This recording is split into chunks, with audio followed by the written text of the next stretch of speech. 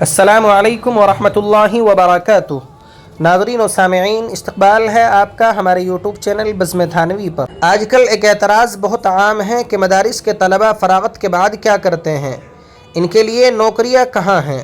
کیا مدرسوں کا نظام نوجوانوں کو بے روزگار نہیں بناتا؟ آئیے اس اعتراض کا جواب اکابر دیوبند کی تاریخ سے سنتے ہیں۔ حضرت حافظ محمد احمد صاحب رحمہ اللہ، جو دارالعلوم دیوبند کے محتمم تھے، ایک مرتبہ دکن کے سفر پر تشریف لے گئے۔ وہاں ریاست حیدرآباد کے نواب سے ملاقات ہوئی۔ نواب صاحب نے ایک دلچسپ بات کہی: حضرت، ہم نے تجربہ کیا ہے کہ دارالعلوم دیوبند کے فارغ التحصیل طلبہ جہاں بھی ملازمت کرتے ہیں، دیانت، صلاحیت اور کارکردگی میں دوسروں سے بہتر ثابت ہوتے ہیں۔ اس لیے میری خواہش ہے کہ آپ ہمارے ساتھ معاہدہ کر لیں، جتنے طلبہ فارغ ہوں سب ہمارے پاس بھیج دیا کریں، ہم انہیں ملازمت دیں گے اور دارالعلوم کا تمام خرچہ بھی ہم برداشت کریں گے۔ بظاہر یہ ایک سنہری پیشکش تھی، مدرسے کا مالی مسئلہ بھی حل ہو جاتا اور طلبہ کی ملازمتوں کا مسئلہ بھی۔ لیکن حضرت حافظ احمد صاحب رحمہ اللہ نے فوراً فیصلہ نہیں کیا، بلکہ فرمایا، میں اپنے بزرگوں سے مشورہ کر کے جواب دوں گا۔ جب وہ دیوبند واپس آئے تو یہ معاملہ شیخ الہند حضرت مولانا محمود حسن دیوبندی رحمۃ اللہ علیہ کے سامنے رکھا۔ حضرت شیخ الہند نور اللہ مرقدہ نے پوچھا، احمد کہیں وعدہ تو نہیں کر آئے؟ عرض کیا، نہیں حضرت، پہلے آپ سے مشورہ کرنا تھا۔ حضرت شیخ الہند نور اللہ مرقدہ نے فرمایا، گنگوہ جاؤ، ہمارے بڑے حضرت مولانا رشید احمد گنگوہی رحمہ اللہ ہیں، ان سے مشورہ کرو۔ چنانچہ حضرت حافظ احمد صاحب نور اللہ مرقدہ گنگو پہنچے اور پوری بات حضرت گنگوہی کی خدمت میں عرض کر دی۔ حضرت گنگوہی نے پوچھا، احمد تمہارا کیا خیال ہے؟ عرض کیا، حضرت مدرسے کا خرچہ بھی پورا ہو جائے گا اور طلبہ کی ملازمتوں کا مسئلہ بھی حل ہو جائے گا۔ میرا خیال ہے کہ یہ پیشکش قبول کر لینی چاہیے۔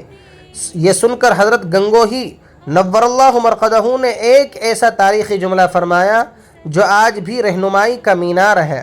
فرمایا، احمد، میں تجھے بیوقوف تو سمجھتا تھا مگر اتنا نہیں۔ اللہ کے بندے، کیا ہم نے یہ مدرسے نواب حیدرآباد کی ریاست چلانے کے لیے بنائے ہیں؟ پھر فرمایا، ہم نے مدرسے اس لیے قائم کیے ہیں کہ مسلمانوں کو امام ملتے رہیں، خطیب ملتے رہیں، مفتی ملتے رہیں، مدرس ملتے رہیں، حافظ اور قاری ملتے رہیں، مسجدیں آباد رہیں، قرآن کی تعلیم جاری رہے اور دین کا نظام زندہ رہے۔ ناظرین کرام، ذرا غور کیجئے، اگر اس وقت یہ معاہدہ قبول کر لیا جاتا تو چند سال بعد مساجد کے لیے امام کہاں سے آتے؟ مدارس میں پڑھانے والے اساتذہ کہاں سے آتے؟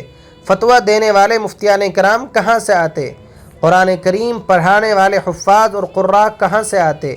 اکابر نے مدارس کو نوکری فراہم کرنے والے ادارے کے طور پر نہیں بلکہ دین کی حفاظت کے قلعے کے طور پر قائم کیا تھا۔ اعتراض کا جواب: جب کوئی کہتا ہے کہ مدرسے کے طلباء کے لیے نوکری نہیں ہوتی تو اسے یہ سمجھنا چاہیے کہ مدارس کا مقصد صرف ملازمت پیدا کرنا نہیں بلکہ امت کی دینی ضروریات پوری کرنا ہے۔